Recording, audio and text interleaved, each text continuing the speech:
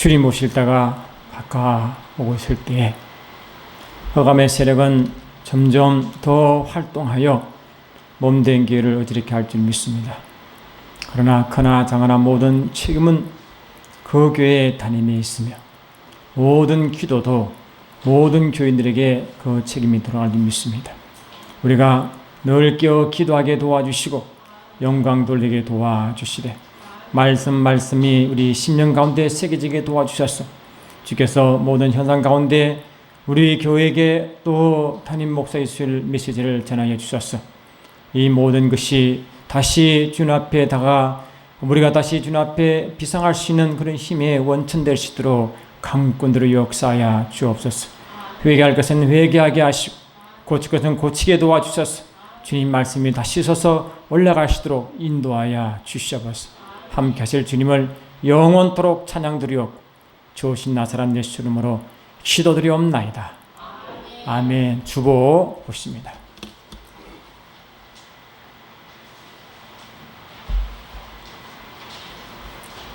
주보 둘째 페이지 좌측 상단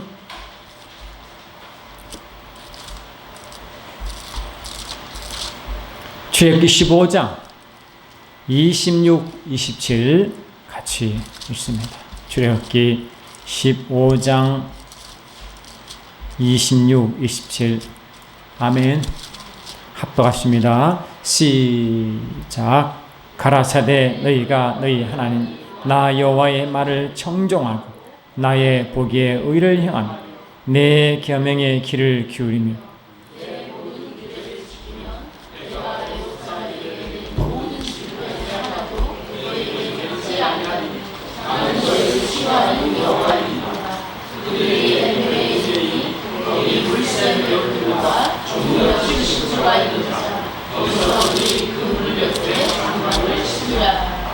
아멘. 할렐루야. 오늘의 말씀은 엘림 그 교회의 모습에 대해서 같이 은혜받습니다. 그럼 이스라엘 백성들이 이제 바로의 고난에 벗어나서 이제 하나님이 명령하신 곳으로 달려가기 시작합니다. 하나님의 명령은 약 430년 전에 이미 약속한 것이기 때문에 하나님은 자신의 약속을 이루시기 위하여 그 계획을 차질 없이 진행하고 계셨습니다.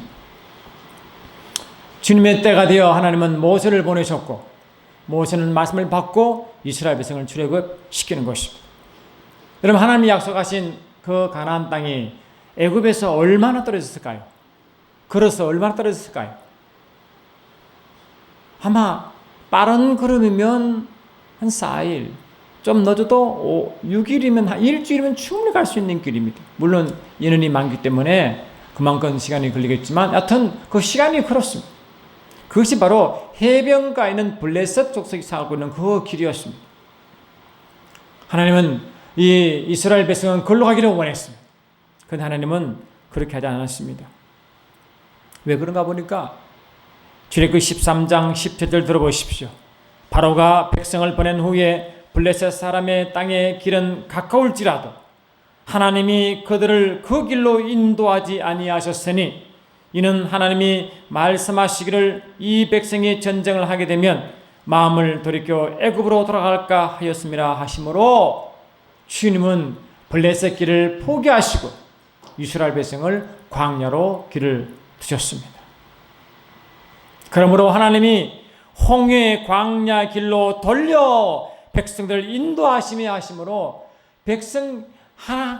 이스라엘 백성들이 광야로 가는 그 길은 백성이 택한 것이 아니라 하나님이 스스로 택한 길인 줄 믿습니다. 하나님이 그 인간의 생각으로는 블레셋 짧은 길로 가기를 원하고 편한 길을 가기를 원했지만 하나님은 의도가 있어서 또 이스라엘 백성을 형편을 돌아보셨어 일부러 의도적으로 광야 길로 택하셨습니다. 여러분 저와 여러분도 눈으로 보기에는 광야 길이 좋습니다. 어떤 지금 우리 교회의 모든 시련도 어차피 우리 눈으로 보기에는 광야일 수 있습니다. 그러나 하나님은 하나님의 뜻이 있었으면 반드시 그 길이 예비될 줄 믿습니다. 하나님이 예비한 길은 반드시 하나님의 길이 있고 방법이 따로 있습니다. 그래서 그들은 걸어갔습니다. 그러면 얼마 가지 않아요. 어떻게 되느냐? 하나님은 이를 받다시피 큰 환난을 만납니다. 그것이 바로 홍해 사건입니다. 그런데 하나님은 해변길을 마다하지 않고 광야길을 택하실 때 그냥 택하지 않으시고 그때부터 어떤 일이 있냐니까 여호와께서 그들 앞에 가시며 낮에는 구름 기둥으로 그들을 길을 인도하시고 밤에는 불 기둥을 그들에게 비추사 낮이나 밤이나 진행하게 하시며라고 선포했습니다. 하나님은 광야를 택할 때 그냥 보내지 않으시고 친히 앞서 가셔서 그 인도함을 말하고 계신지 믿습니다. 저와 여러분도 어떤 일이 있더라도 주를 신뢰하면 주님 반드시 우리 앞서 행하셔서 그 길을 우리를 인도할 줄 믿습니다. 주의 음성에 귀를 기울이시고 그분의 뜻을 쫓아가면 우리의 삶은 어떤 상황이시도 주의 말씀 언약을 이룰 줄 믿습니다. 할렐루야. 그래 이스라엘 백성이 광야로 올 때 그때 이미 하나님은 구름 기둥과 불 기둥을 예비하시고 인도하기 시작했습니다. 홍해 기 앞에 왔습니다. 근데 바로 왕이 어떻습니까? 그 이스라엘 백성을 끝까지 놓치지 않고 그 백성을 취하려고 어떻게 했습니까? 애굽에 있는 최고의 질병을 기부를 몰고 달려왔습니다. 이스라엘 백성들은 홍해 앞에 있습니다. 그런데 이 바로의 최첨 기병은 바로 뒤에 바짝 따라오고 있습니다. 그때 하나님은 어떤 일이 했습니까? 하나님은 모세에게 말했습니다. 모세는 주님 앞에 이스라엘 백성은 주님 앞에 무릎 꿇었습니다. 막 울부짖었습니다. 그러나 하나님은 그들에게 하시고 뭘 말씀하시느냐? 여호와께서 모세에게 이르시되 너는 어찌하여 내게 부르짖느냐? 이스라엘 자손에게 명령하여 앞으로 나가게 하고라고 명령했습니다. 우리는 얼음에 닥치면 당연히 무릎 기도하겠죠. 그런데 주님은 뭘 더 우선순위 두시느냐? 내가 너희를 광야로 인도할 때 내가 너희를 인도하였느니라. 내가 앞서 행한다고 약속했지 않느냐? 그 표시로 구름 기둥과 불 기둥을 너에게 보여주지 않느냐? 그러므로 더 이상 내게 부르짖지 말고 앞으로 나아가라고 말명하. 여러분 보세요. 앞에는 지금 홍해 길인데 홍해 바다인데 무슨 수로 앞에 나아갑니까? 그런데 그 방법을 하나님은 모세에게 주셨어. 모세로 하여금 능력이 지팡이를 든 손을 바다 위로 뱉으시고 기도하라고 명령했습니다. 할렐루야. 명령했습니다. 여러분 어떤 일이 벌어졌습니까? 밤새 동풍이 불어 그 길이 마른 땅같이 길이 났습니다. 여러분 발음은 물론 하나님의 역사지만 구체적으로 요한계시록 7장 1절 보니까 바람을 다스리고 물을 다스리는 천사이라고 분명히 선포했습니다. 하나님의 가신 길은 천사가 이미 이를 예비하여 그 길을 가도록 하갈 줄 믿습니다. 그래서 홍해를 건넜습니다. 그런데 홍해를 건너자마자 본격적으로 사망의 길을 들어가기 시작했습니다. 홍해를 건너기 전에는 그들은 다 돌아갈 수 있습니다. 그러나 홍해를 건넌 이유는 돌아갈 수가 없습니다. 저와 여러분들은 이미 홍해를 건넜습니다. 돌아갈 수가 없습니다. 저와 여러분 영적으로 이미 세상으로 갈 수가 없습니다. 주님의 길로 가야 될지 믿습니다. 이미 그 길을 돌아왔습니다. 홍해를 건너기 전에는 우리 자유의지로 애굽에 갈 수 있지만 홍해를 건넌 이후로는 홍해 길이 다 쳐버리고 이제는 우리 길은 하나밖에 없습니다. 전진밖에 없는 줄 믿습니다. 할렐루야. 히브리서 10장을 보니까 주님 이렇게 선포하십니다. 히브리서 10장을 보니까 여러분 들어보시기 바랍니다.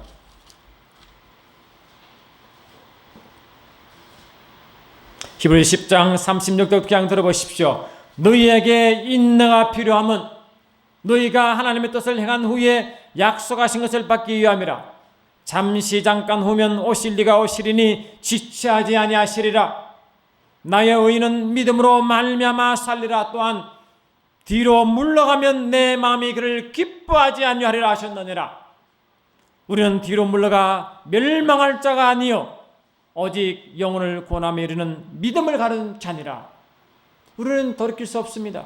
우리는 그 길은 전진밖에 없는 줄 믿습니다. 어떤 사나의 방해에 딸지라도 설령 넘어지고 자빠진다 할지라도 다시 일어서서 달려갈 줄 믿습니다. 할렐루야. 가자마자 여러분 이스라엘 백성이 만난 것이 뭡니까? 바로 물이 없는 것입니다. 여러분 이 사막에 가장 필요한 것은 물인 것입니다. 그런데 물이 없습니다. 그들은 그 물은 그대는 주께 기도했습니다. 주님은 물을 예비했습니다. 그 예비된 물이 바로 오는 엘림의 장소인지 믿습니다. 할렐루야. 이런 출애굽기 15장을 더 보십시오. 15장을 보시면 여러분 아예 출애굽기 15장을 펴십시오. 출애굽기 15장을 보니까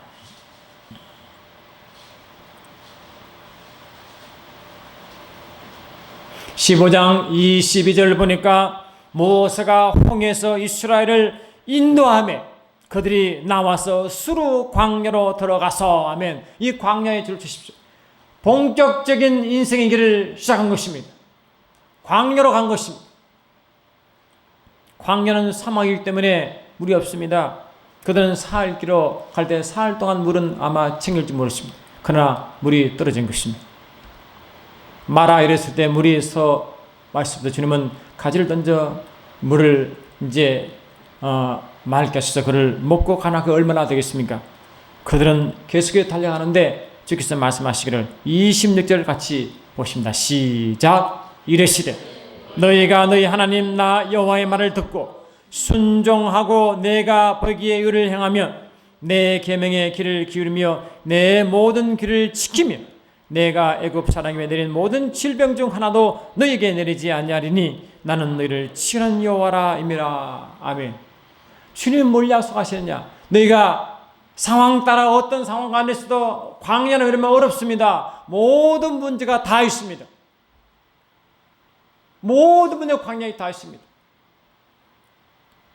근데 주님은 다른 걸 말하지 않으시고 내가 너희가 말한 말을 하면 내가 준 내 규례를 지키면 말씀에 써 있으면 아멘 합시다.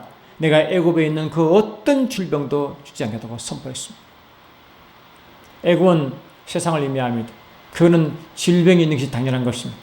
애굽은 저주가 있습니다. 저주가 당연한 것입니다.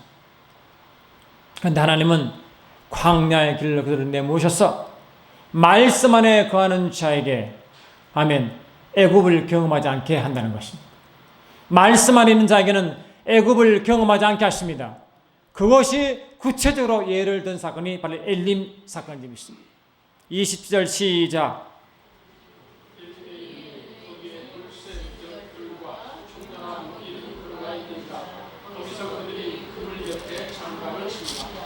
여러분 엘림은 이스라엘 백성이 만난 처음 광야의 오아시스였습니다.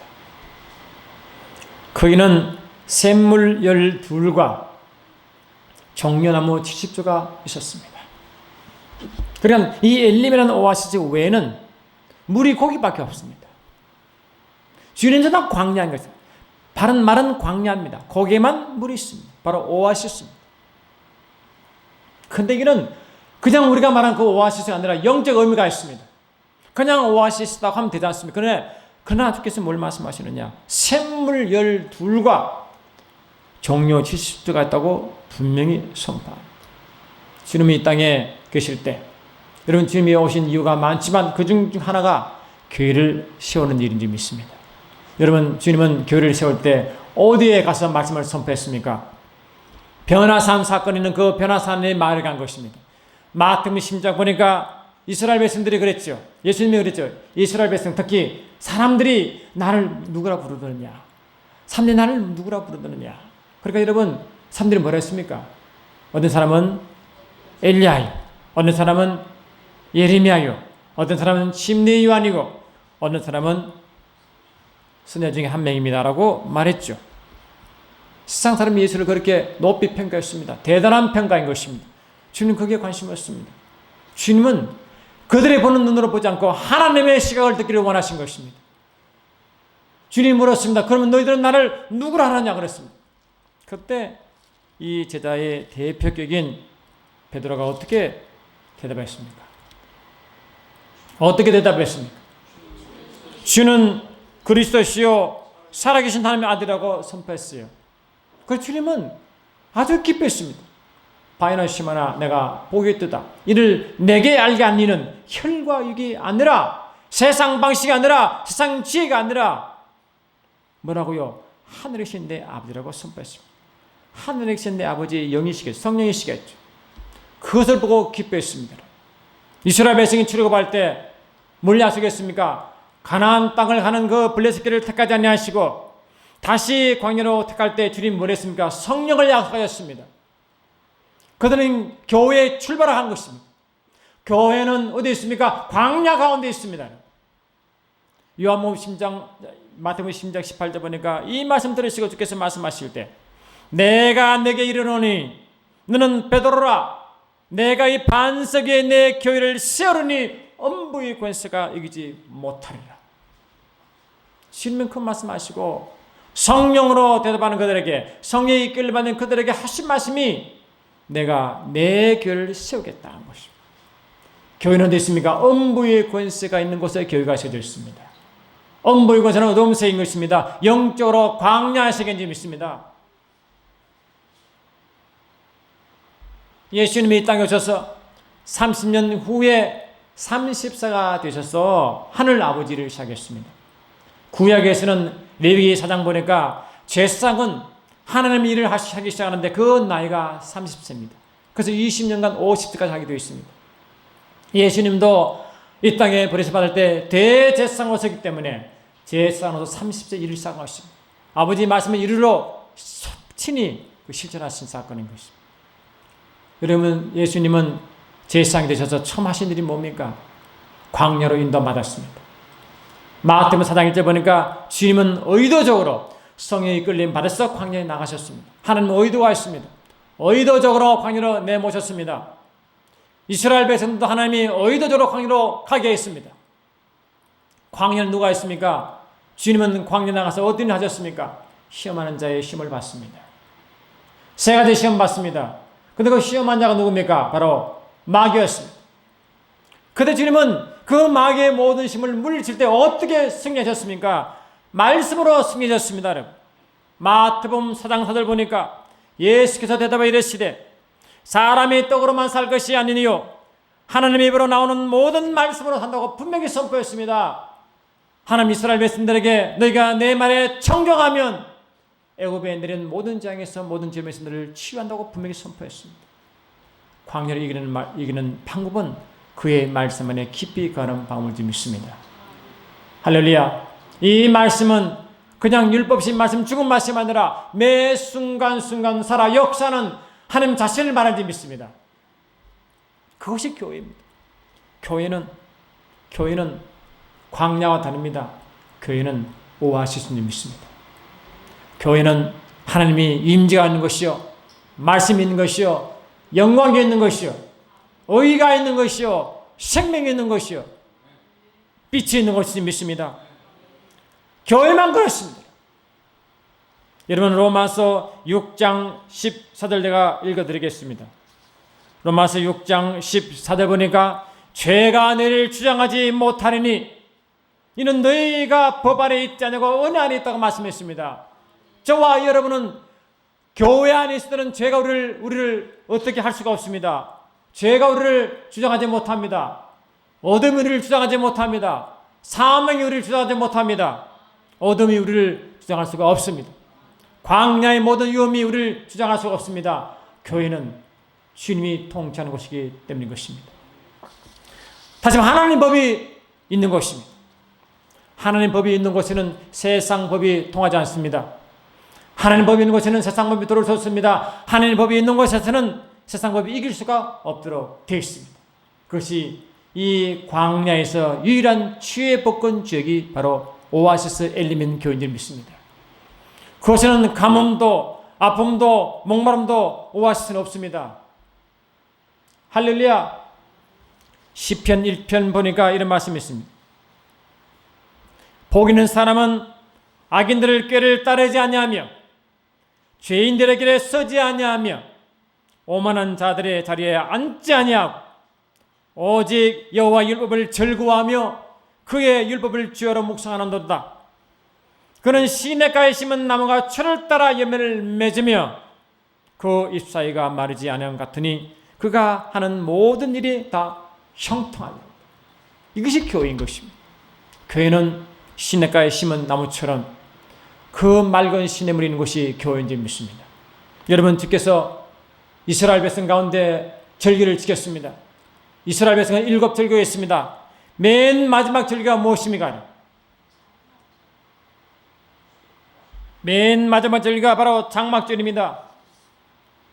6월절로 시작해서 무교절, 소실절, 오순절, 나팔절, 석제일, 장말절까지 7절기가 있습니다. 7절기가 계속적으로 그들 지킵니다. 그러면 하나님이 출애굽은 그들이 구원받는 사건인지 믿습니다. 구원받는 사건을 통과하면 그들은 어떤 일이 있는가? 하나님이 항상 그 마지막인 장막의 삶을 살도록 명령했습니다. 장막의 삶이 목적인지 믿습니다. 모든 사람이 죄를 범하였으며 영광에 이르지 못하도록 하므로 이 죄에서 벗어나 영광에 들어가기를 원하는 줄 믿습니다. 그 영광의 자리가 장막절인 줄 믿습니다. 주님은 그들은 매 해당은 똑같이 장막절을 했습니다. 6월절부터 장막절까지 계속 반복해 들었습니다. 그들은 장막절을 지으면 어떻게 됩니까? 주님과 깊은 장막 속에 들어가 엘림처럼 먹고 마시며 즐겨야 되는 줄 믿습니다. 마음의 평안과 기쁨이 있어야 됩니다. 그러나 그들은 없었습니다. 그들 보시고 주님은 뭘 말씀하시느냐?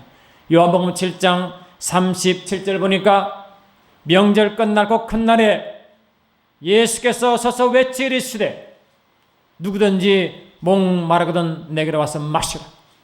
이는 장말 명절 끝날 큰 날이 뭡니까? 바로 장막절일 끝날 바로 마지막 날인 줄 믿습니다.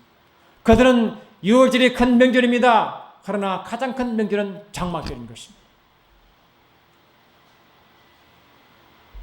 모든 절기가 명절입니다. 그러나 가장 큰 명절은 장막절인 것입니다.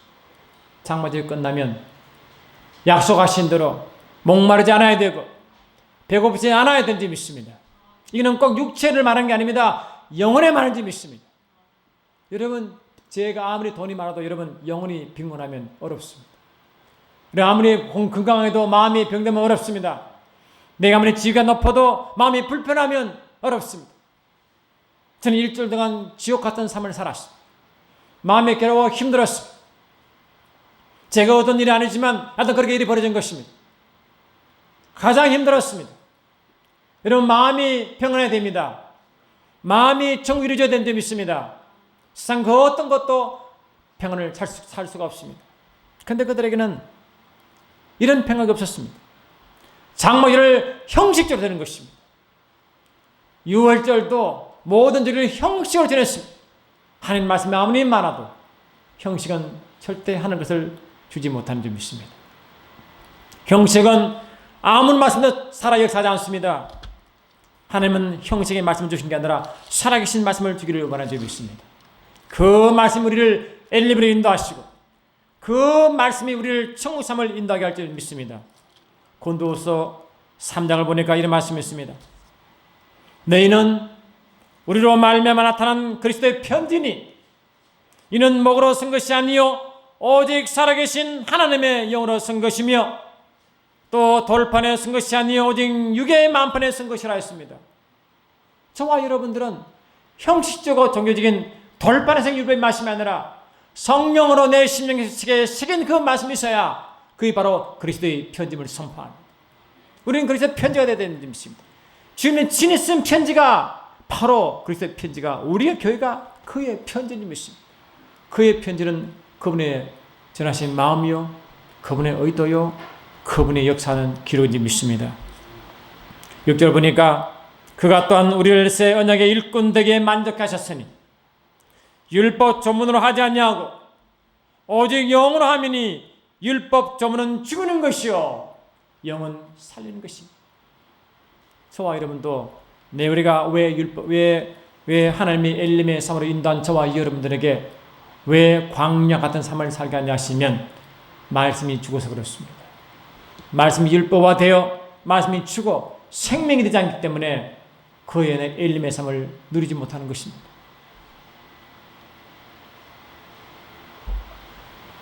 하나님은 교회를 개척해 하시고 교회 안에 그의 나라를 주셨습니다. 여러분, 저와 여러분이 예수를 믿는 순간부터 우리는 그의 나라가 되었습니다. 사도 베드로는 이렇게 표현합니다. 그러나 너희는 택하신 족속이요 왕같은 제상들이요 거룩한 나라요 그의 소개된 백성이니 이는 너희를 어두운 데 불러내어 아멘 합시다. 어두운 데 불러내어 그의 기이한 빛에 들어가게 하신 이 아름다운 덕을 선포한다고 선포했습니다. 저와 여러분은 어둠에 있었습니다. 에베소 5장 8절 보니까 너희가 전에는 어둠이었더니 이제는 주 안에 빛이라. 너희가 전에는 어둠이었다. 애굽은 어둠인 것입니다. 그러나 너희는 이제는 광야의 빛으로 돌아왔다고 말씀하고 있습니다. 저와 여러분들은 어둠에 속하지 않고 빛에 속해 있습니다. 바울은 이렇게 고백합니다. 아그리빠 왕 앞에 자기를 변호할 때 이렇게 말했습니다. 그 눈을 뜨게 하여 어둠에서 빛으로 사탄의 권세에서 하나님께로 돌아오게 하고 죄사함과 나를 믿어 거룩하게 된 무리 가운데 기업을 얻게 한다고 선포했습니다. 분명히 저와 여러분들은 육의 눈에 갇히고 영의 눈을 뜨게 하셨고 어둠에서 빛을 오게 하셨고 사단의 권세에서 하나님의 것으로 나온 줄 믿습니다. 죄에서 죄사함 받게 하셨고 아무것도 약속받지 못한 곳에서 하나님의 약속의 백성 기업이 된 줄 선포합니다. 우리는 그의 기업이 됐습니다. 우리는 합법적으로 영광에 들어오게 되었고 합법적으로 사단의 권세를 벗어나게 되었고 합법적으로 그의 나라가 되었습니다. 우리는 그의 나라인지 믿습니다. 우리가 엘림인지 믿습니다. 그러면 저와 여러분 엘림을 누려야 됩니다. 엘림은 12 샘물이 있고 70주 종려가 나무가 있습니다. 여러분 12과 70은 하나님 완전 숫자인 줄 믿습니다. 완전한 제공을 말하는 줄 믿습니다. 하나님은 부족하게 주지 않습니다. 풍성해 주십니다.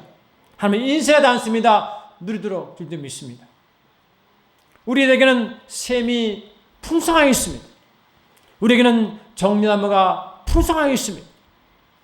여러분 샘은 무엇입니까? 모든 게 원천인 것입니다. 여러분 요한복음 7장을 보니까 주님은 이런 말씀드렸죠. 아까 말씀드린 대로 명절 끝날에도 그들은 자유하지 못하고 목마르고 배고픈 백성들에게 하신 말씀이 있습니다. 나를 믿는 자는 성경에 이른 것 같이 그 배에서 생수가 흐른다고 말씀했어요. 생수 강연을 믿습니다. 그러나 이것을 확대 성경 번역법 보니까 어떻게 되어 있느냐. 많은 샘과 많은 강이 있어 그 강으로 생명수가 흘러간다고 선포했습니다. 그냥 흘러가는 게 아니라 shall 반드시 계속적으로 shall flow out continuous라고 되어 있어요. 그러니까 반드시 계속적으로 흐른다는 것입니다. 저와 여러분은 샘이 그냥 12샘이니까 완전한 샘이 있습니다. 한두 샘이 아닙니다. 여러분 완벽한 샘이 있습니다. 종류가 많습니다. 기쁨의 샘, 평강의 샘 다 있습니다. 여러분. 신명기 18장 12절 보니까 하늘 문을 여시사 우리에게 부은다고 말씀. 하늘 문이 열려 있습니다. 말라기 3장 7절 보니까 하늘 보고문이 열렸다 그랬습니다. 저와 여러분의 이미 하늘 문이 열려 있습니다. 그러나 그것을 얼마나 누리는 정도는 저와 여러분의 말씀이 죽었느냐 살았느냐 여기에 달려 있습니다. 샘은 모든 게 출발인 줄 믿습니다. 여러분 에덴 동산 창세기 2장 10절 보니까 에덴 동산에서 강이 발원하여 4개가 되어 흘러갔습니다. 능력과 부여와 은혜와 능력이 강이 흘러갔습니다. 다 흘러보냈습니다. 저와 여러분 엘림은 바로 에덴이요 그의 나라인지 믿습니다. 우리 속임의 샘에서 터드나 이 창세기의 아담은 저와 여러분보다 훨씬 더 좀 영적으로 개업이 낮습니다. 그러니까 4개의 강밖에 없는 줄 믿습니다. 그러나 저와 여러분들은 완전한 강이 있습니다. 12샘이 있고 그 샘은 계속적으로 흘러버리고 있습니다. 우리는 완전한 강이 있습니다. 그런 것을 우리가 소유했습니다. 에덴만 하더라도 대단한 영향이 있는데 저와는 얼마나 많은 영향이 있겠습니까? 내 속에 샘이 터지게 됩니다. 여러분 샘은 계속 퍼내야 흘러나오는 줄 믿습니다. 고였으면 그 샘은 더 이상 그 샘을 물이 나오지 않습니다. 계속 퍼내야 됩니다. 퍼내는 방법은 저와 여러분의 말씀에 순종할 때 그런 데버리는 것입니다. 말씀이 예민해야 됩니다. 말씀이 살아 역사해야 됩니다. 말씀이 거부하는 순간 샘은 막히는 데 믿습니다. 여러분 이 강은 샘이 출발한 것입니다. 여러분 흘러버릴 때는 강이 되어 흘러갑니다. 근데 샘은 그 샘마다 강이 다 하나씩 있습니다. 완전한 샘과 완전한 강이 흘러가게 되어 있습니다. 여러분 에스겔서는 뭘 말합니까? 이스라엘 백성이 그들 하는 말씀을 불순종하여 바벨론을 끌려갔을 때 그들이 소망 없고 그들이 좌절하고 있을 때 하나님은 에스겔을 통하여 소망을 주었습니다. 그 소망 가운데 이스라엘 백성이 하나님의 징계를 받아 예루살렘에서 바벨론을 끌려올 때 예루살렘 성은 다 회파되고 다 끌려갔습니다. 소망이 없습니다. 그들의 신앙의 중심은 성전인데 성전이 다 회파되어 버렸습니다. 하나님은 성전을 약속하시며 나중 영광이 더 큼을 약속하시고 에스겔 성전을 보여주었습니다. 에스겔 성전 안에는 성소가 있고 성소 안에 하나님 보좌가 있는 줄 믿습니다. 그 보좌에서 하나님이 생수가 흘러나오는 걸 보았습니다. 에스겔 40장 보니까 하나님 보좌에서부터 생수가 흘러나오는 줄 믿습니다. 계속 측정합니다. 1,000척 또 1,000척 계속 측정합니다. 맨 처음에는 무릎, 뭡니까? 발목. 위는 뭡니까? 무릎. 그 다음에 허리. 그 다음에 에스겔 4장 5절 보니까 창이나 물이 되어 몸이 가는 수 없는 물이 되어 그때부터 이놈의 강이 이제 사막으로 흘러 들어갔습니다. 사막으로 흘러가니까 사막에 길이 나고, 아멘. 그 사막에 있는 풀이 살아나고, 그 물고기가 살아나고, 그 생명력이 다 치유를 받고, 아멘 합시다. 다 살아났습니다. 여러분, 저와 여러분의 생명력으로 세상을 변화시키기 원하십니까? 내 속에 성소로부터 생수강이 흘러 넘치지 않으면 저와 여러분도 자신도 어렵지만 세상을 변화시킬 수 없습니다. 흘러 넘쳐야 변화시킨 줄 믿습니다. 흘러 넘쳐야 남을 시킬 수 있습니다. 저와 여러분 매 순간 흘러 넘쳐야 주님이 기뻐한 엘림의 산됨을 선포합니다. 할렐루야. 그러면 저와 여러분도 이제 다짐하셔야 됩니다.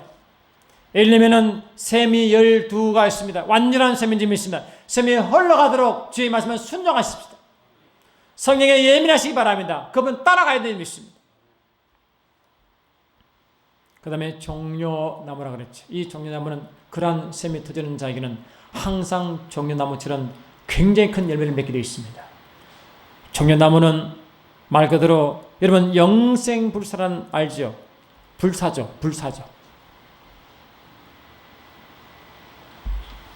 에스겔서를 보시면요, 에스겔서 성전 안에 보면 이 각 방을 통과하는 방마다 벽이 있는데 그 벽에 뭡니까? 전부 다 종려나무 그림이 딱 종려나무가 있고 종려나무 사이에 천사가 다 있습니다. 왜 그랬습니까? 기둥을 받치고 있는 그 기둥이 종려나무로 되어 있습니다. 종려나무는 영생을 의미하는 점이 있습니다. 종려나무는 부활 생명을 말하는 점이 있습니다. 종려나무는 승리를 말하는 점이 있습니다. 동시에 종려나무는 이스라엘 백성이 예수님을 낙에 타고 들어올 때 종려나무 가지를 흔든 것처럼 찬양하는 의미가 있는 점이 있습니다. 내 녀석에 12샘이 터지면 우리의 삶이 변합니다. 내 녀석에 12샘이 터져 강이 흘러가면 우리의 삶은 변한 점이 있습니다. 종려나무가 되어 계속적으로 열매를 맺는 점이 있습니다. 여러분 종려나무 열매 알죠? 이 잎은 얼마 안 오는데 나무가 쭉 자라가 끝에 뭡니까? 아주 달콤한 그냥 애굽에서 맛보지 못한 아주 달콤한 열매를 맺습니다. 아주 종려나무 그 열매가 먹어보지 못했는데 굉장히 당도가 높다고 합니다. 그는 삶의 부유를 말하는 점이 있습니다. 저와 여러분은 70주의 종려나무가 있는 것은 완전한 승리를 말하는 것입니다. 완전한 영생의 삶을 말하는 점이 있습니다. 완전한 승리의 삶과 찬양과 예배의 삶을 선포하는 점이 있습니다. 우리의 삶은 그렇게 되어야 됩니다. 그러니까 이 엘림의 삶은 성도들이 광야를 살아갈 때 교회의 삶을 말하는 것입니다. 저와 여러분은 매 순간순간 엘림의 삶을 살기를 예수님 축원합니다. 걸어야 되는 점이 있습니다. 그래서 저와 여러분은 어떤 삶 가운데서도 이 엘림에서 나오는 그 샘으로 주의 광야를 적시고 살리는 세상에 영향을 끼치는 그런 삶 되기 예수님 축원합니다. 나머지 2부는 2부 예배에 말씀드리겠습니다. 사랑하는 주님, 이스라엘 백성이 하나님 의도적으로 광야로 인도하셨습니다. 낮에는 구름 기둥으로, 밤에는 불 기둥으로 그들을 인도하셨습니다. 그 인도받는 삶의 절정이 바로 엘림인 줄 믿습니다. 우리의 삶은 12샘 있는 곳 엘림, 정령 70도가 있는 그 엘림의 삶을 삶은 선포합니다. 세상의 어떤 상황 가운데서도 우리는 세상 법이 우리를 주관하지 못하고 하나님의 법에 통치받음을 선포합니다. 이 땅에서 자제되지 아니하고 하늘에서는 만족하며 영혼들을 믿습니다.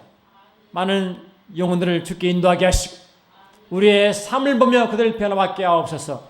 예수 이름으로 기도드리옵나이다. 아멘. 주보